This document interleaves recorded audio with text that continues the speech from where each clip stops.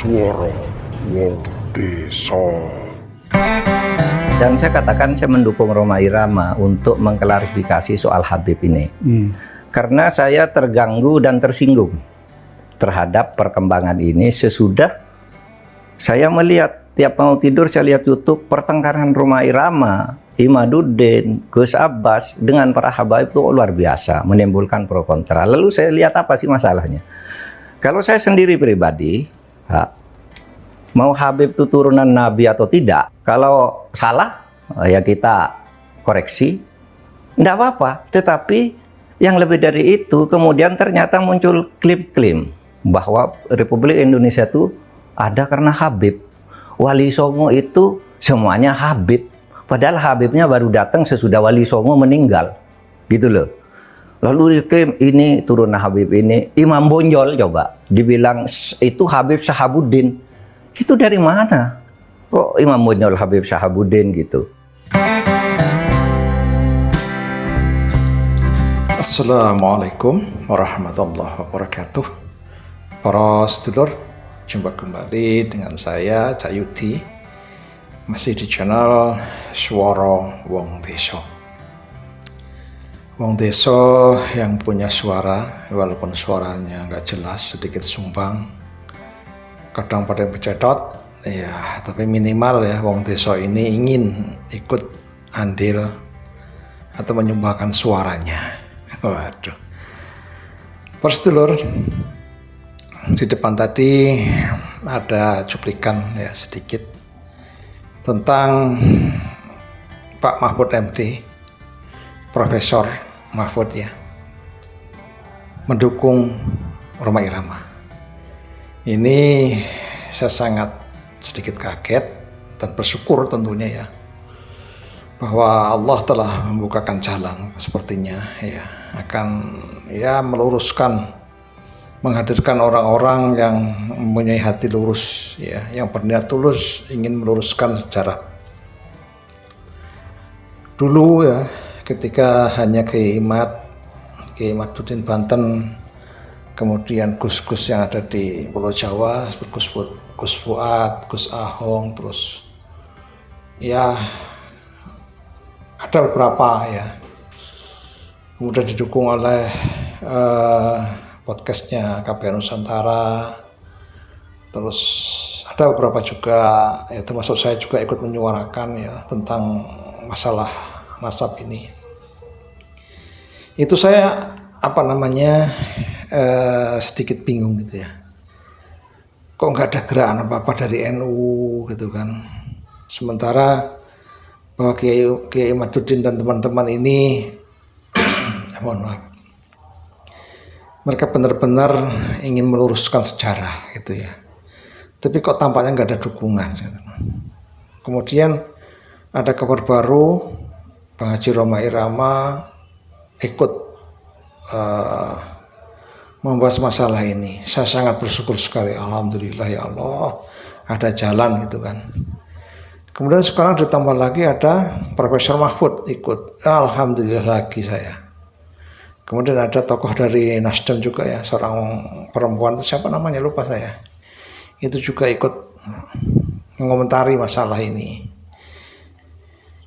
Ya intinya ya, kalau Kiai Imaduddin dan para kiai-kiai dan para gus-gus ya, itu membahas tentang kebohongan para Ba'alawi ya, kebohongan pengakuan bahwa dia adalah turunan Nabi, darah Nabi mengalir di tubuhnya, tapi mulutnya tidak sesuai dengan darah Rasul yang masuk ke tubuhnya gitu.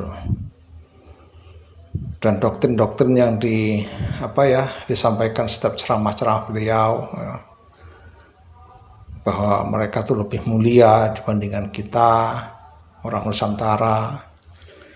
Dan setiap ceramah mereka pun isinya hanyalah memuji-muji datuk-datuk dia, kesaktian dia, walaupun dicampuri bumbu ngibul.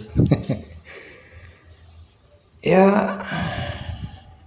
mungkin ada pepatah lama yang mengatakan sepandai-pandainya orang menyimpan bangkai, suatu saat akan tercium juga. Nah inilah mungkin pepatah itu berlaku untuk mereka ya. Kemudian dikembangkanlah penelitian-penelitian itu, ya akhirnya sampai terkuak bahwa ada pemalsuan makam-makam ya di daerah Jawa. Itu banyak sekali yang makam sudah dibongkar oleh ahli warisnya yang tidak sesuai ya. Kemudian sejarah ini dibelokkan. Nah inilah kemudian Profesor Mahfud dan salah satu anggota Nasdem itu bermasalahkan ini gitu. Masa detik-detik proklamasi ya itu pun yang mengarahkan tuh seorang Habib, yang membuat bendera merah putih itu pun arahan dari Habib, yang membuat Garuda Pancasila itu pun Habib, pahlawan-pahlawan kita Imam Bonjol itu pun Habib, bahkan pahlawan-pahlawan dari Aceh ya, dari Cut Nyadin, Cut Mutia sampai semua pahlawan-pahlawan itu digelari Habib. Wali Songo itu pun Habib, bahkan Pangeran Diponegoro itu pun Habib, Sultan Hamengkubuwono II dan keturunannya itu pun semuanya dari Habib, dari Pahlawi bin Yahya, semuanya bin Yahya. Bahkan ada kabar baru ini yang saya geli dengernya, katanya Habib Rizik itu masih keturunan darah dari Imam Bonjol, pahlawan kita. Kemudian dari pengakuan dia sendiri ya, Habib Rizik ngaku katanya dia adalah cucu dari si Pitung, pahlawan apa belum ya si Pitung ya, pokoknya tokoh lah ya, tokoh dari Betawi. Nah, ini kok jadi ngelantur gitu loh. Ini kalau dibiarkan kan lama-lama dia mengaku bahwa Soekarno itu pun Habib kan gitu, Hatta itu Habib gitu. Akhirnya ya semua pahlawan di negeri kita ini adalah Habib.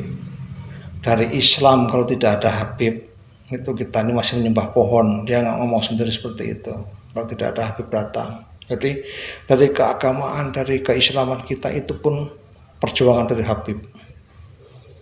Indonesia merdeka itu perjuangan dari Habib.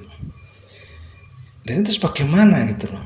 Kalau sampai ini ditulis di buku, kemudian murid-murid sekolah generasi kita 10 tahun, 20 tahun, bahkan 50 tahun yang akan datang percaya dengan sejarah ini, maka Indonesia itu yang miliknya Yaman.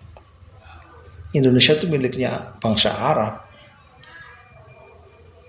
Nah ini kan bahaya gitu kalau nggak dihentikan. Ya alhamdulillahnya gitu loh. Kok ada yang bergerak. Bahkan kalau Profesor Mahfud udah turun tangan, ini saya rasa udah bahaya mereka ini ya. Para Pahlawi ini siap-siap ini. Ya karena mereka telah membelokkan sejarah. Saya sih berharap akan dituntut gitu. Pokoknya kalau ada video yang mengucap tentang pahlawan itu dari Pahlawi, dilaporkan, ditangkap, dipenjara. Karena apa? Pembelokan sejarah. Kita harus tegas. Kita nggak usah mikirin itu ulama, itu kiai, itu Habib keturunan Rasulullah. Tidak itu yang kita buat patokan. Tapi sejarah yang harus kita pertahankan. Jadi sejarah yang sudah tertulis, tercatat oleh negara, itu yang buat pegangan. Bukan dari orang-orang yang ngawur-ngawur itu. Kemudian saya juga bersyukur ya, Ketua PBNU kemarin juga memerintahkan atau membuat tim meneliti tentang buku yang dibuat oleh para Habib, entah itu anak-anaknya, cucunya, atau orang-orang yang muhibinnya Habib itu. Mereka menulis bahwa sejarah NU, berdirinya NU itu adalah ya Habib yang mendirikan gitu. Dan buku ini sudah beredar di kampus-kampus. Ini kan ngeri. Jadi betul-betul pembelokan sejarah itu. Makanya saya berharap ya agar perjuangan para kelompok Kiai Imaduddin dan teman-teman, juga perjuangan dari Pak Mahfud dan yang lain-lain itu harus tetap tangkap gitu loh. Orang-orang yang membelokkan sejarah, siapapun dia, nggak usah takut kualat, nggak ada kualat tuh nggak ada. Selama kita berjuang demi kebenaran. Para sedulur, saya minta doanya semua, mudah-mudahan ini cepat selesai, cepat kelar, dan kita bersatu kembali menjadi umat Islam yang bersatu, ya, tidak pecah belah. Ya karena pecah belahnya ini sebenarnya ya ingin meluruskan gitu loh. Karena besi yang belok diluruskan itu kan harus dibakar, harus panas, baru bisa diluruskan harus dipukul pakai besi lagi. Nah inilah mungkin saat ini gitu loh, kalau kita melihat bahwa ada umat Islam yang sedang kisruh atau bagaimana, ya ini saya ibaratkan besi ini gitu, sedang mau diluruskan. Jadi wajar kalau ada panas-panas, ada gesekan sedikit itu, ya kita jangan gampang mengatakan bahwa kita adu domba, tidak ya. Ya besi itu harus diluruskan, itu kan harus dipanaskan. Nah, itulah mungkin gambarnya seperti itu. Oke, para sedulur, mungkin sekian dulu pertemuan kita pada hari ini. Saya mohon maaf semua pihak ya apabila tersinggung oleh ucapan saya, karena saya hanyalah seorang wong deso yang mungkin kurang bisa menata bahasa ya, karena saya juga sekali lagi wong kampung, wong deso, jadi ya mungkin kalau berbicara ya asal mangap ya, asma. Oke, para sedulur, sekali lagi mohon maaf. Billahi taufiq wal hidayah. Billahi taufiq wal hidayah. Wassalamualaikum warahmatullahi wabarakatuh. Salam. Jangan lupa like, comment and subscribe channel Kakudi TV. Terima kasih.